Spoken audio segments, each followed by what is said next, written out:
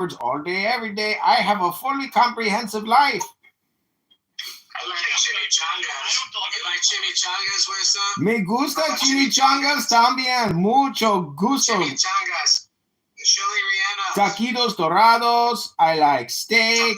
I like lamb chops. I like everything. Some birria. Vegan's the best. Quesadillas. It's almost like I'm Mexican. I'm practically Mexican. Did you just say vegan is the best? No, no, that's not what I said. Vegan is the best. Oh, bacon. Oh, okay. Oh, bacon. Wow. Jesus. Holy shit. Bacon. You didn't much Bacon. That's amazing. Vegan or bacon? Bacon. Bacon. I love it. vegan? No, that's a fucking Bacon. Hey, T-Robs, I want to invite you. T-Robs, I want to invite you to New York City. We're going to pay for you to come stay at the Holiday Inn. If you'd like to come to Manhattan, I'd love to show you the lobby of a hotel I know. Yeah, you mean New York? Do you know what it's like in Rikers? Maybe we could introduce you to Nora.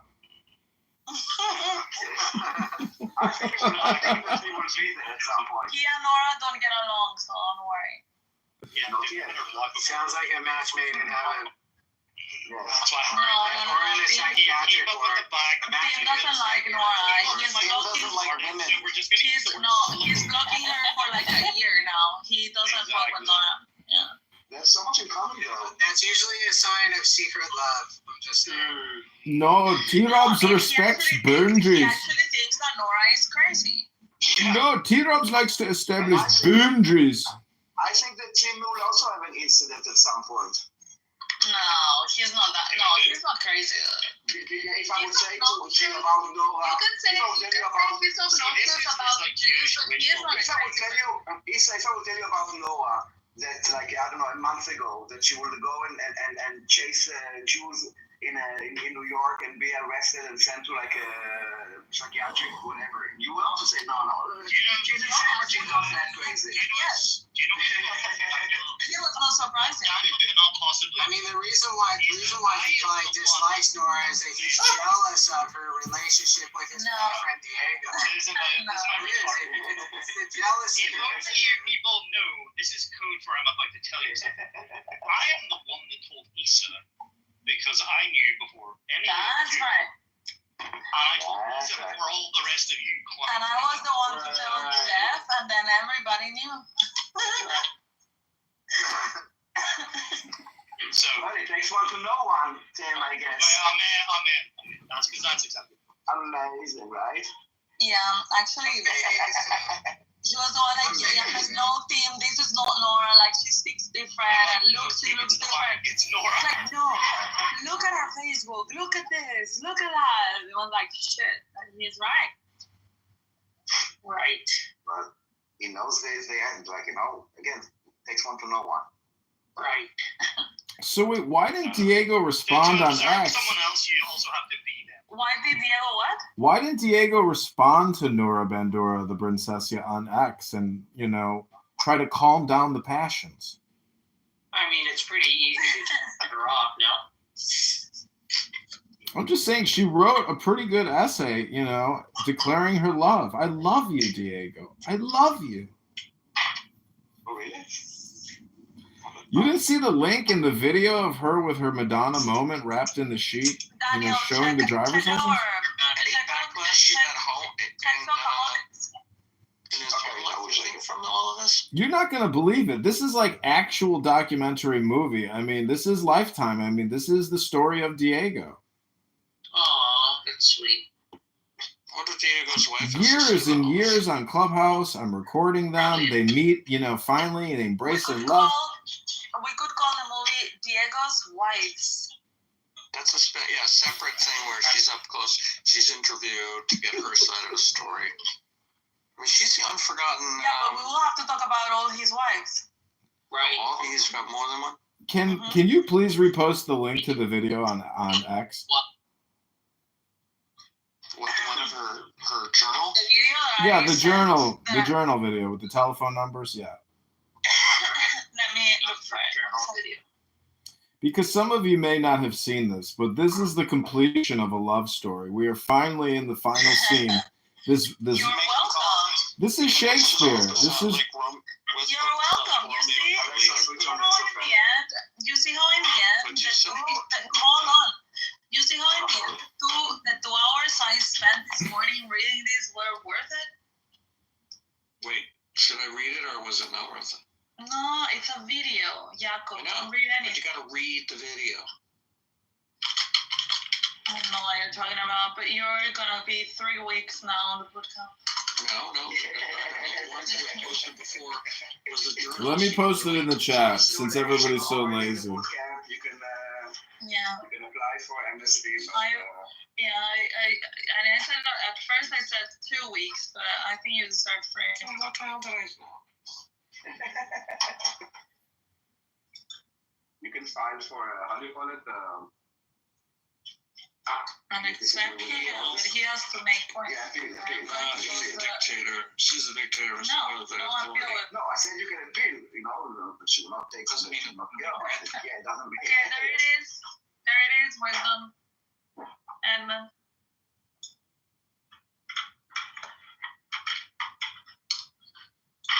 Edmund's looking for a date. No, I just really like roasting Diego because, if you've spent, a year listening to him and Nora talk about nothing, this is really just the culmination of the movie. So I'm just so happy to finally be rid of it. This is like my out processing. Oh my God. The movie had a happy ending. And yet Edmund That's what thought she I was said. making it up. I thought you were literally like, creating Shakespeare on the spot. It's very sad, but at least she's in Arkham prison in the psych ward. So, maybe she'll get the help and therapy she'll need. But what do you think the therapist will be like in the psych ward as you're talking to Nora and Nora's telling her about the genocide and the therapist is like, oh my God, you're right. I agree with you. It'll be like Harley. The psychiatrist will be Jewish. She'll have the. Yeah, exactly. Perfect. She'll be screaming, no! It's just like a Batman cartoon. No! That was so loud. Holy fuck. Now, Nora, you have to take your medication. Time for your medication, Nora. That's what we should do. We should take that movie with, what's this? One Who Flew Over the Cuckoo's Nest and put Nora's face over Jack Nicholson's body. And then Diego, that would be a funny mashup. So who's funding the movie for Diego's wife? We'll also take a screenshot of T-Rebs. Oh, that would be very Can I funny. be the colorist? You're hired. Of course, you're the only one. No, we don't know anyone on Facebook about We don't have any other colorist. Okay, so.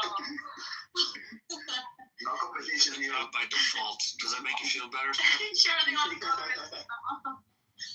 Yeah. It's funny because it's true. Am I the only Guatemalan you guys know?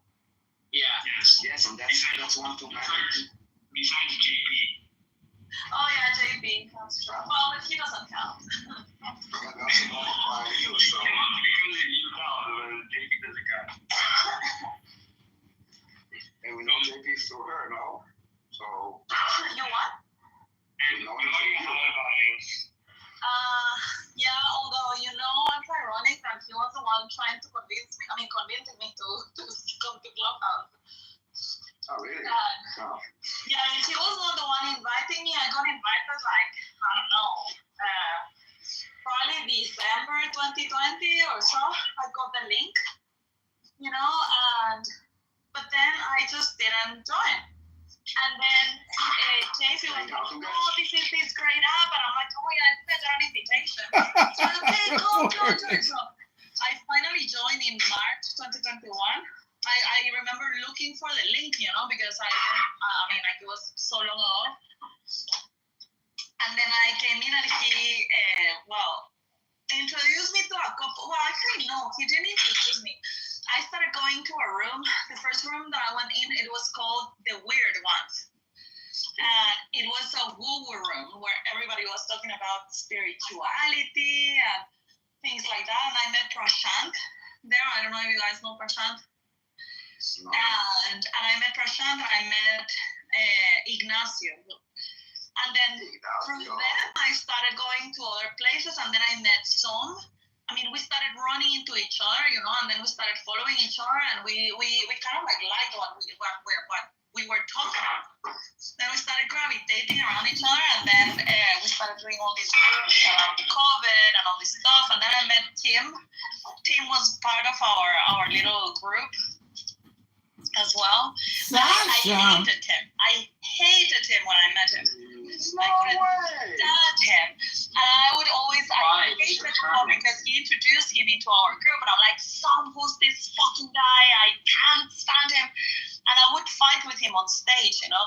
And then I remember for Christmas one day, I was in the Christmas market waiting for some friends, and I received a wave from Tim, and I'm like, what the fuck? I mean, why is he waving at me? This is so weird. And yeah, we had like a 15-minute conversation, 20-minute conversation, and he was nice, and since then, well, we have been friends. But yeah, I would fight with him a lot. Like I couldn't stand that guy. But then we became friendly. What's not to like?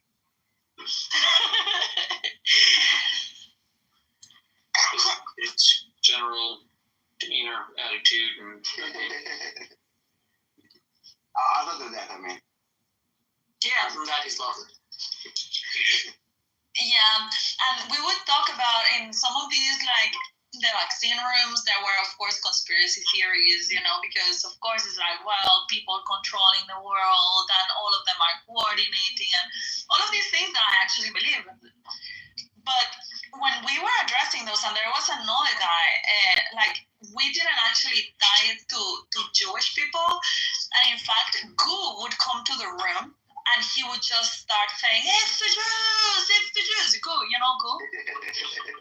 And he would be, it's the Jews, and we would always like, shut up, anti-Semite, and well, Ashley and I would kick him out. And then, but yeah, we spoke about all of these conspiracy theories, but it was never kind of like a Jewish talk, you know? A Jewish talk. It was like more conspiracy talks, you know, but not the Jews.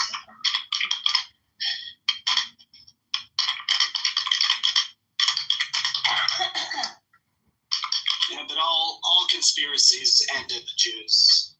It's where they bottom Well, out. but that's the thing, not to me. I mean, like, I believe in some conspiracy theories. I like conspiracy theories. I love getting into conspiracy theories. It's like going into a mystery movie. But Yeah, I I get don't that. end If you up follow it deep enough, you always get to Jews. But I don't know, why? dude. I think I have followed that deep. Because this way you can get an agreement between everybody, like, you know. I mean, I'm not saying that there is not the version that they speak about the Jews, you know, but what I'm saying is that it seems forced, you know. It doesn't come organic. It's like they actually try to make it look like it's the Jews. But for example, when looking into the whole banking system and whatever, you have like I don't have it right now, but I will look for the list. But there are like 20 families, 20 last names, you know, and there is, I swear to you, there's not fucking way that even a third of those are Jews. So it is, yeah, there might be Jewish last names, you know, but that doesn't mean that all of them are Jewish. So it's absurd to assign it to just one specific group. I mean, even if they were Jewish, what does it mean? Like, let's say that they were all Jewish. Right, but Daniel, that's sort of my broader point. Why would, if I'm presuming that there's a cabal of evil conspirators and that each theory is just subterfuge to stop us from getting to the truth, why would my investigation so often end at the Jews? Why isn't there someone controlling the Jews in anyone's theories? Who controls the Jews, you mean? Yeah, what? Who's the puppet master? Why is it aliens? It's aliens. Aliens are controlling the Jews. I'm just saying, if it's who's powerful enough to I'm control saying us? there's something. Only extraterrestrials. No, the devil. I think they're talking about the devil. Listen. Oh my God, Simon, who are you kidding? Yes. Who's like Oh, now that I remember how Mike works. another murder on Clubhouse? There's a couple of things indicated. One, alienation and helplessness in attributing a secret world power. But what's weird is that the person is feeling alienated from whatever organization and culture and community they're in. They're don't like it. They're opposing, and they're saying, and for whatever reason, they don't want to oppose the main people because chances are there are avenues within their society to focus their aggression against the sitting government, and they're probably so alienated they're against that. That's when they go for the secret cabal behind the thing. Now, here's why I think you stop at the Jews. I think you stop at the Jews because they firmly and clearly function independently. They are never clearly working for anyone's benefit that doesn't also benefit them. They're an endpoint because they act like people that make their own decisions. That's horrible. Sorry, I left the phone on one thing. Who acts like people that make decisions? What? Who? Jews. So basically it says that every conspiracy leads up to them, but you cannot attribute who they're working for because they are working for humanity, and then it stops there. So this is why they're being blamed. Like with this, each said building a hospital is a bad thing because it's a Jewish hospital, even though it treats everybody, but it's a bad thing because it's Jewish. And Daniel, I'll teach you one better. They've made it religious. Christians pass the buck to the afterlife. Muslims pass the buck to the devil in the afterlife. The Jews say, we ate from the fruit. It's on us. So the rest of the world agrees and says, that's right, it's your fault. I don't know, dude, but for example, it is, and this is something just that I say. I'm not saying that this is exactly how it was, but this is just my own conclusion. But it's what I was trying to explain to Tim before, right? It's okay, Jews, yeah, when you read the history, there were many instances in which they were dispossessed from their things. And so why would you keep investing in things, in material things, if you know that they're going to take it away from you, right? So you start investing in stuff that they will never take away from you, which is your brain, your education, your knowledge. And so then you I gotta tell something about this. Investing in a lot of education, and you have the best lawyers, the best doctors, the best whatever, financial guys, and this is something that it doesn't matter what they do, they cannot take it away from them. Even if they're kicked out from a place, they can start over again, and they already have that knowledge. Yeah, we invest in And so, I'm about to finish. And so, my point is that when you create a culture that is so self-sufficient, and that they can do anything, and of course they create their own network because you guys have a very tight network. And why wouldn't you? I mean, you cannot trust anyone because they're persecuting you, so it's logical that you will have a tight network. I have a good network in my contacts and I use them, so why wouldn't Jewish people use their own network? It's absurd. And this is what I tell them: do the same, imitate the same things that are working for the Jews. I'm done. One of the things that we have is also our morality, and you see how this morality is now being inversed and attacked. I mean, a lot of things that are now human rights and stuff like this came from the way that, I don't know, the Jewish teaching or whatever, and this morality is also now being under attack. So even things that are not necessarily material things can be attacked. was, And also, yeah, like, it's because the Jews religiously and culturally have accepted upon themselves personal responsibility and free will. The cultures and communities not based in that, right? Islam, which is protected so long as you follow the rules. Christianity, that is protected so long as you say the magic words and accept God into your heart, right? The only people taking personal responsibility and thus constantly and eternally defending themselves from every charge lodged against them because they accept those charges as their responsibility are the Jews. They're being honest. They're responding with defenses because charges are levied against them, and they don't hold by this like divine perfection that none of their actions are beyond question. And because they take that seriously, they improve over time. But that's what I was meaning. You guys are personally responsible, and it's because of what you had to endure. I mean, you could have easily taken a victimhood mentality. Like, look at the Black community, you know, they will always be victims. But instead, you guys have been like, no, we gotta get out of here. And then you bring up yourselves, you know, and you help the other ones to get up as well. I don't see how that, I don't understand how that can be seen as wrong. Now, I can understand why people would feel angry about it because of jealousy. You know, it's like, oh, they will just help their own. They will not help me. You know, and it's like, no, it's not that they will not help you, but you need to find your own way. I've never ever heard anyone complain that Croatia looks out for Croatian interests more than Irish interests, and that makes them evil.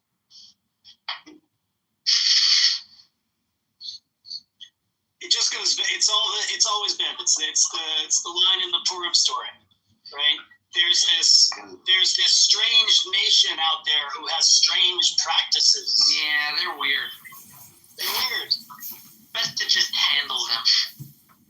Also, I do think that within Judaism, like, they accepted upon themselves a certain curse, but I think that the world is still a bit superstitious, and the world, I think, takes seriously like the curse of a failed state, and they don't like it. After the first state failed, the Jews already started to get a bad reputation. People don't like it when the state falls. You know what I would like to do? A human experiment. I would take a group of the most human experiments. Yeah, I would want to take a group of the most failed and miserable people, and take the Jewish and take the Jewish let's say costumes. I don't know, for example, disconnect once a week from all technology, read shitloads. Yeah, the law code. And debate. Yes. So all the best practices from the Jews. And then take this list and apply it to the most miserable group of humans. You know, like a control group. And then put them in that type of protocol for 5 years, and then tell me if these people wouldn't be also successful. I think they would. The Palestinians. They would, and that's our basic pitch. Like, all we're saying is that this is a good rule system to live by. That's why we live by it. And the ones that don't disagree with us, but they're still part of our family because of family ties.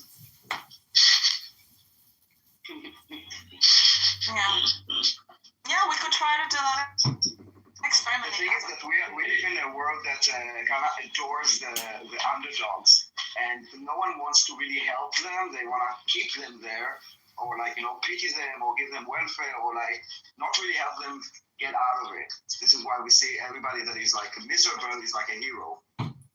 100%. But that is part of like being in power, right? I mean, like, you guys lift each other, while our culture is about pushing others down so that you are above.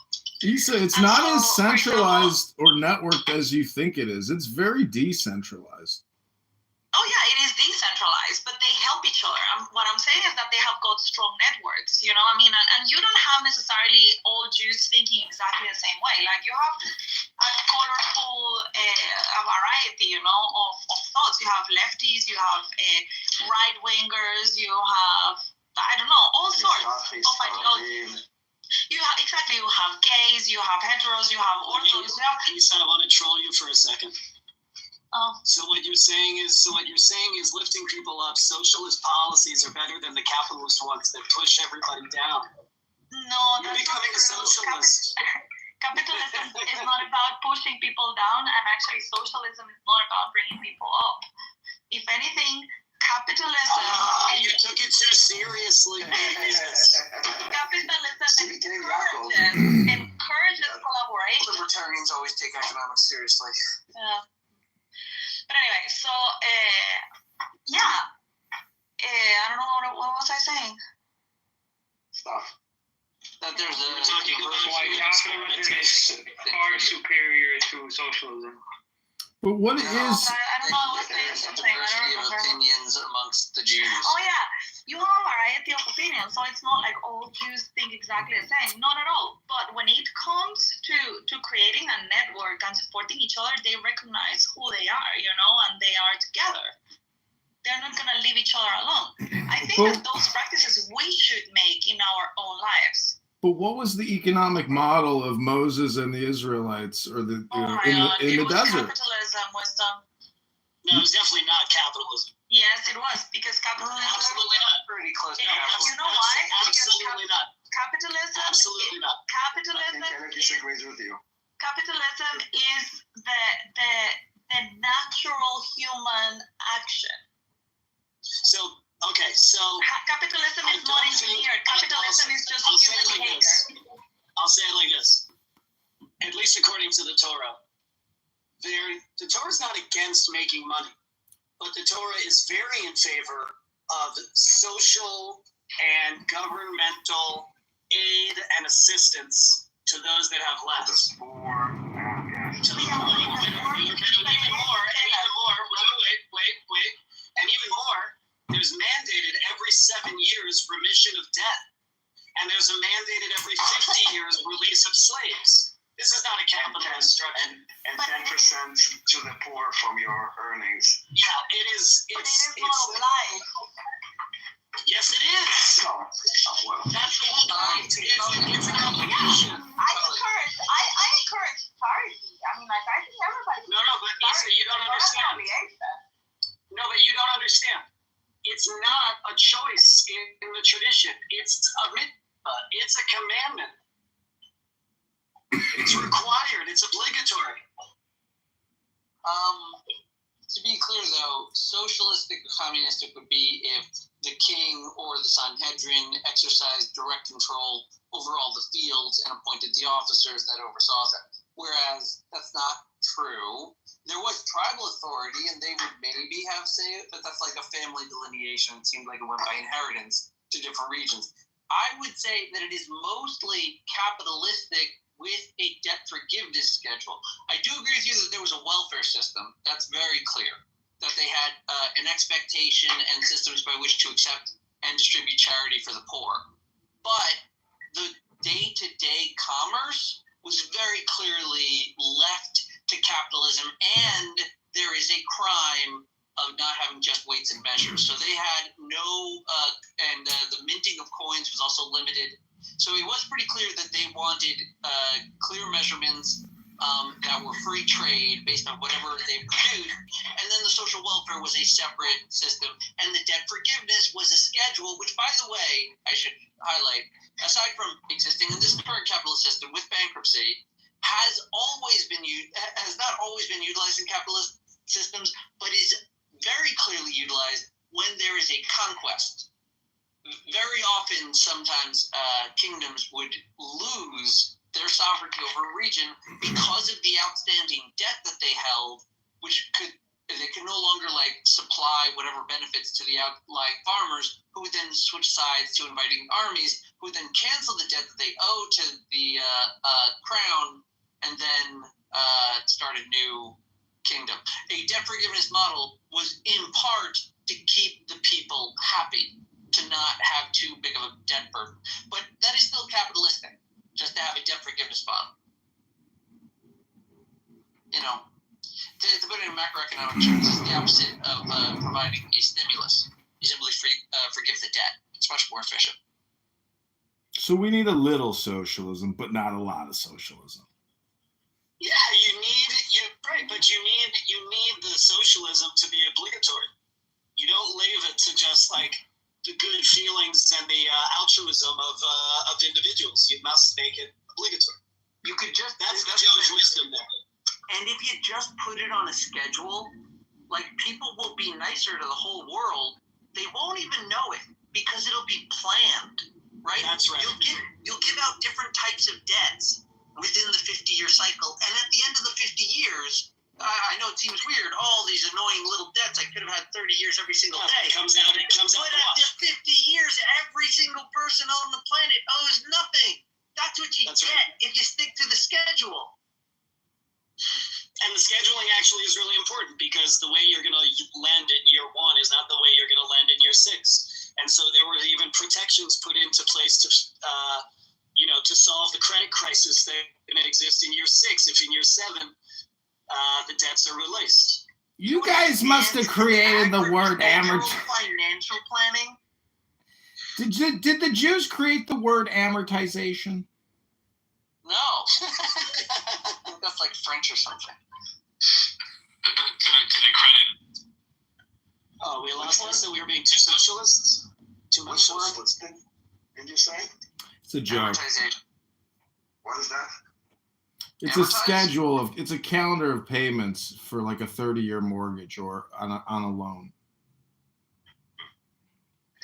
Also, in the Jewish style of debt, they didn't usually have payment schedules. They had more like, this is what you owe, and this is when you have to pay it back by, right? You'd have until like sort of the end of the debt season to pay it back.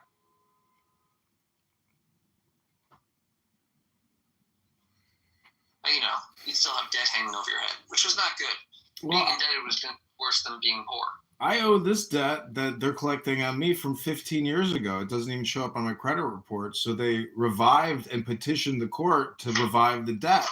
But only in Abraham Lincoln's state of Illinois can you do this. But in other states, they can't petition to revive bad debt outside of that 7 years.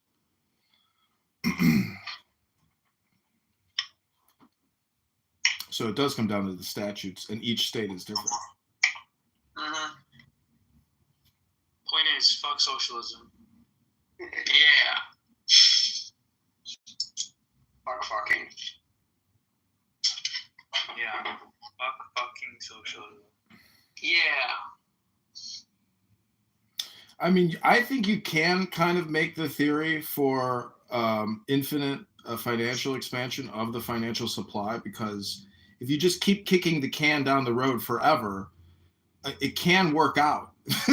Because in many ways, you could never get the expansion that we have without essentially fiat currency. So it's just the devil is in the details, meaning that there will be negative outcomes, but you would never have been able to accelerate the state of mankind into the now where we're at without essentially pieces of artwork or pieces of paper, for activity. I mean, everyone has been literally hypnotized with pieces of artwork or paper. So I'm just saying that it's possible that the way things are now, it would have been impossible if we didn't have essentially central banking and fractional reserve financial creation, fake money.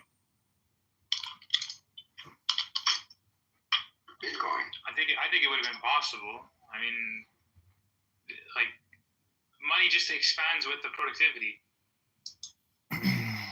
No, but I'm saying if you compare Roman coinage, from the year 50 compared to where we're at in 2024, 2025 with, $400 trillion in US dollar currency creation, if you just total all the world's fiat, you get like 100 trillion or whatever it is, whatever that number is.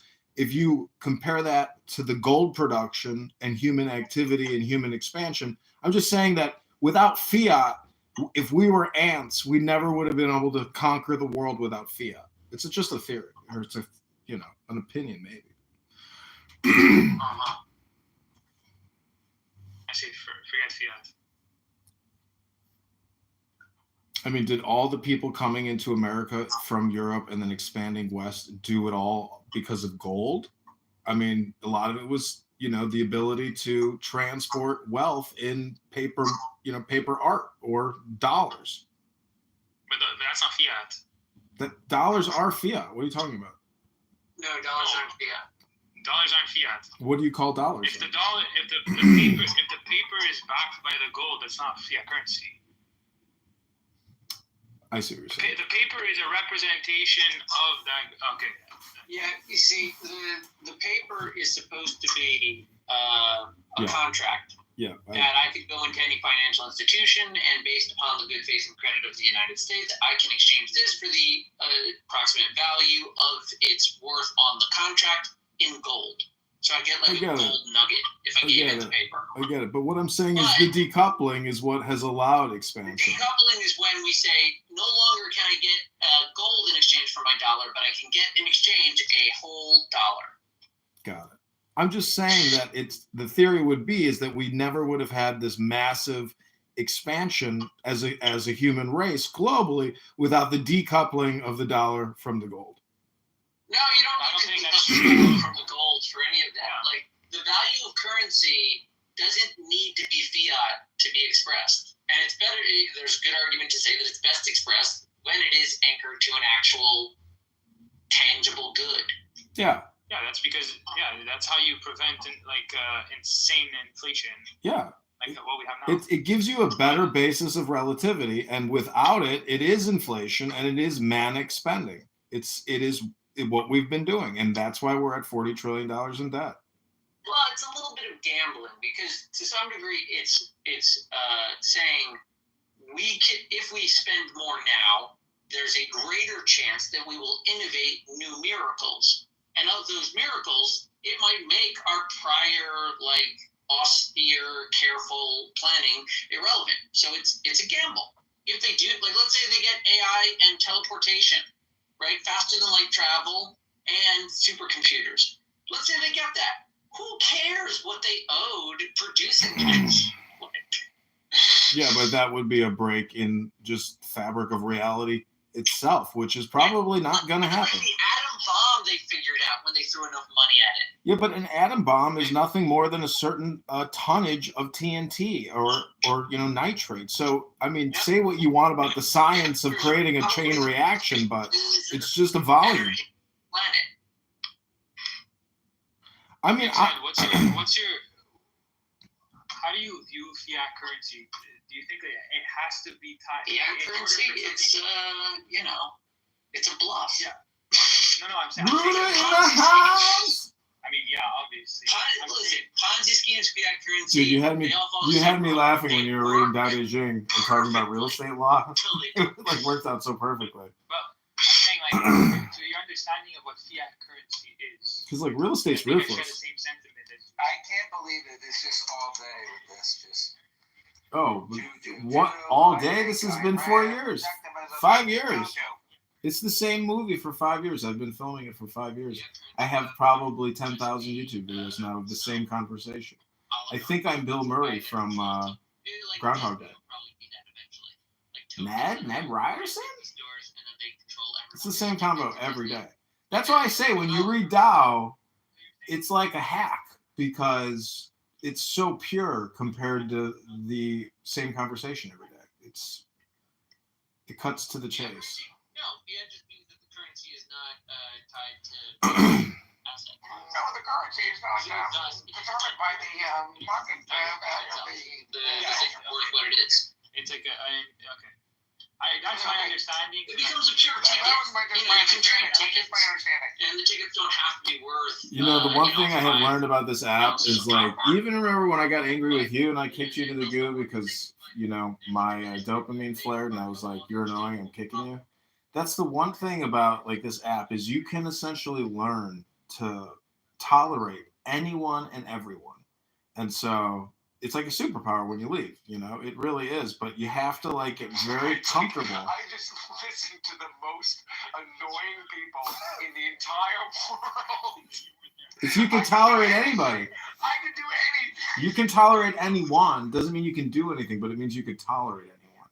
And then you have to question yourself, like, why am I tolerating this person? You know, why am I tolerating this person's behavior and yelling at me? I mean, it's, you know, it's just like, there is like a destiny thing. I mean, as a server, I was a server, and, you know, there are times where you feel like a ghost, where like you don't even exist to people. It's a horrible feeling.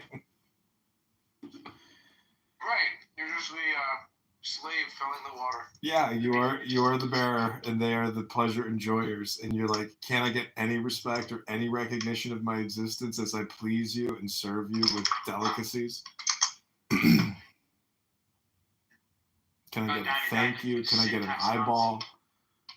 Can you confirm I exist? This is important for me.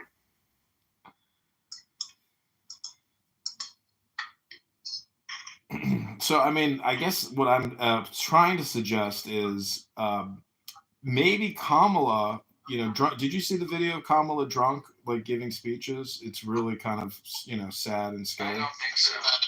But anyways, the point, yeah, she was really drunk. And the point is, if she would have gotten into office, she would have spent even more, but the money would have gone to all the wrong places. But I mean, I'm just saying, I don't know why it's difficult, and it's not difficult, to make some basic statistical, probabilistic calculations about spending and the national deficit, and really how you'll have to collapse annuities or pension payments, and people will have to take cuts on their monthly kick from their pensions, etc. Right. If there's no real increase in revenue and taxation, and they continue to spend a lot, you know, coming up with a calendar on when retirees can expect cuts to their Social Security checks is, you know, probably in the works. I mean, if they claim it's going to fail in just a couple of years,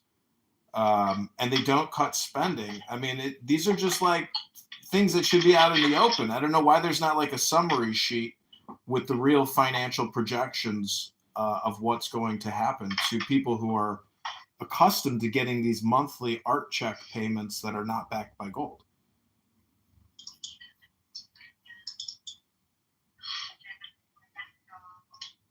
Right. I mean, you can talk to other people on this app who will say it'll be backed by Bitcoin, because Bitcoin will rise to 5 million a coin from 100,000, which seems to me insane and retarded. Well, the truth is, the way numbers work, Bitcoin could go that high. Anything could go that high. There's not enough grass in the world to smoke to get that high. It's fucking nothing. It's not a business. It's got no transaction. It's just a storage of value based on collectability. Okay, let me express introspective wisdom. What Bitcoin has that all other currencies do not, and makes it valuable, is the ancient wisdom of self-restraint. Temperance. Yeah, there's only a limited amount. They mathematically limited the amount of Bitcoin so that their value will naturally go up because the supply is limited. You're like Elon Musk saying he stores his autism in his huge dick. I mean, my conception of cryptocurrency, my conception of cryptocurrency in general is that it's basically, you're basically buying a stock with no company. No, you're not buying a stock. No, but that's what it feels like when you purchase one contract or one coin or 1/1000th of a coin. It feels like you're buying equity in a fixed market cap or a fixed volume of shares. And that's the whole thing to me is you're insane if you would ever put more than 1% of your total net worth in Bitcoin. You're retarded. You can't figure out what to do with your fucking money then. But Bitcoin is simply an asset class. It's a currency. You can hold the same liquidity with it as you can the others. There is a transaction cost, as there would be if you held stuff in pounds or lira or rupees. The value of it is that it's limited.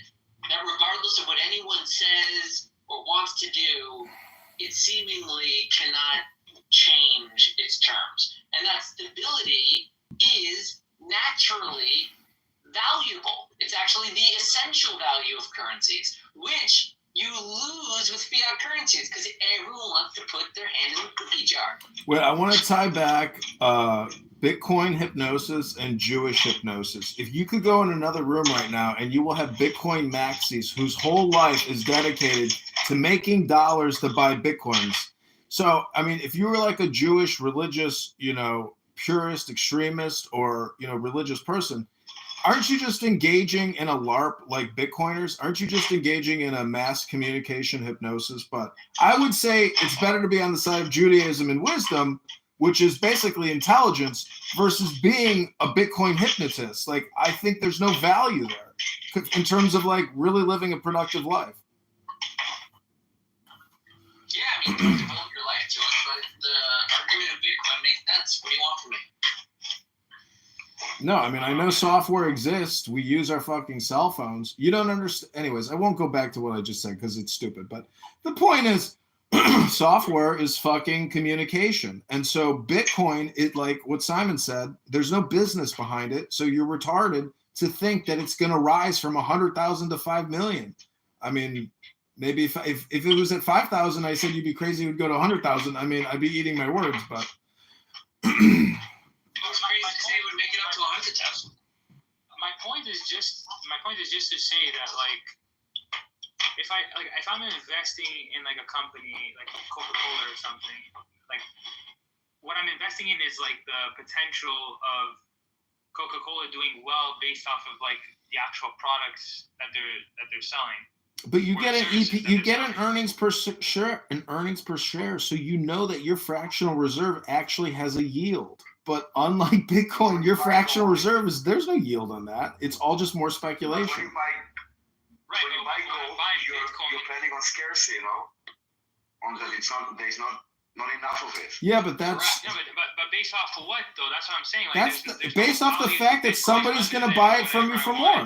It's always the same. It's buyers and sellers. It's the fact that you believe there's going to be a buyer in the future. That's zero sum, then. That's just zero sum.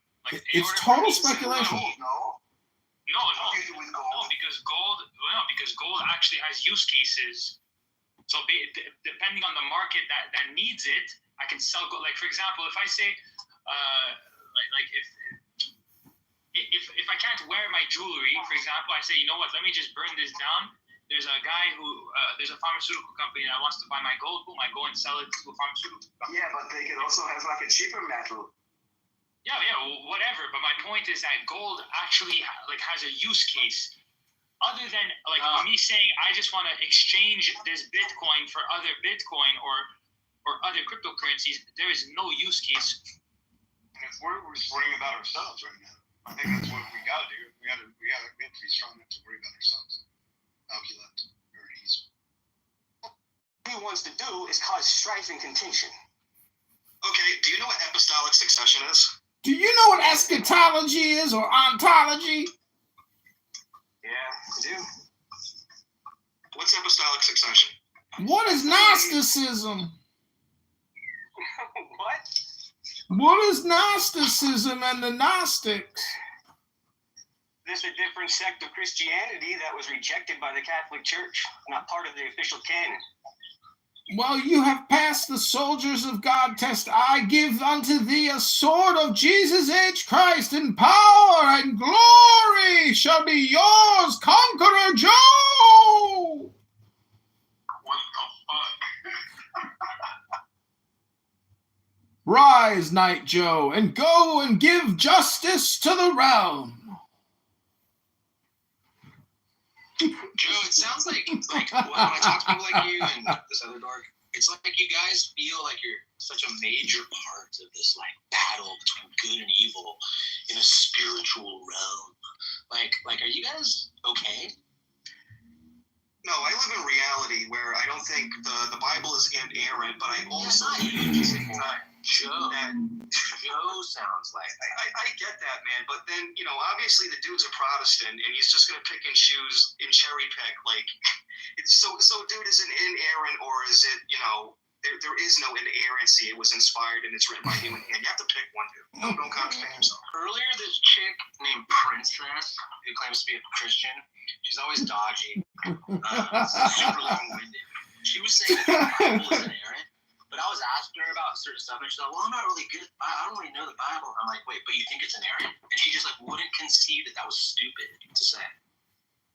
Well, the point remains is that The point remains that some people are incapable of having conversations without using very technical terms and jargon. Jesus Christ, dude, you fucking cult worshipping fucking idiot. Anyway, Jesus Christ!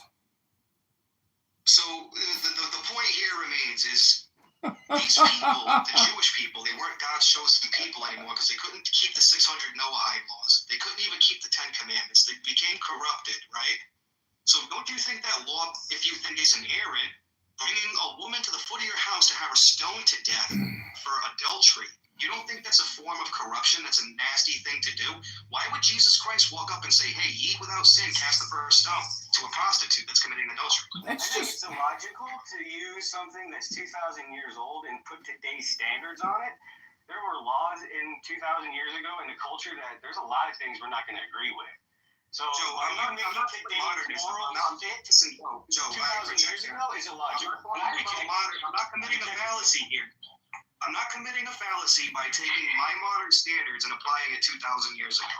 I'm using the standards of Jesus' time. That was a Tuesday in ancient Jerusalem. Noah's and what's his name? Moses' time, because Jesus would have been a rabbinic Jew of that time, right? And he's seen these people being corrupted, right? So why is Jesus saying, don't stone this fucking person? Because Jesus is the super saiyan of prophets. He did it best by getting himself suicided. You know, he reverse engineered the whole thing. He's a genius. Well, when you don't understand why God wrote the law and what it was for, you'll have a misunderstanding of what you're just asking. Okay, that doesn't answer my question. So first and foremost, when I rejected this concept, Joe, I rejected this concept of modernism, okay? I'm not making that informal fallacy. Do you acknowledge that? Yeah, I do. Okay, thank you. So just answer the question, why would Jesus contradict something that's written in the Old Testament based on stoning somebody to death? If you believe Jesus is God and we're in a new covenant with God. Is the law. He upheld the law. The Son of God So came what does down that do? to Divine mercy and grace. finish, please. So when Jesus filled the law and ushered in the second covenant, he was fulfilling what we couldn't be. The law was only there to show us that we're not holy. We need a savior. We're sinful in our nature. We were born with a sin nature. So the law was written to show us why we suck. We're not good. Only God is good. Jesus,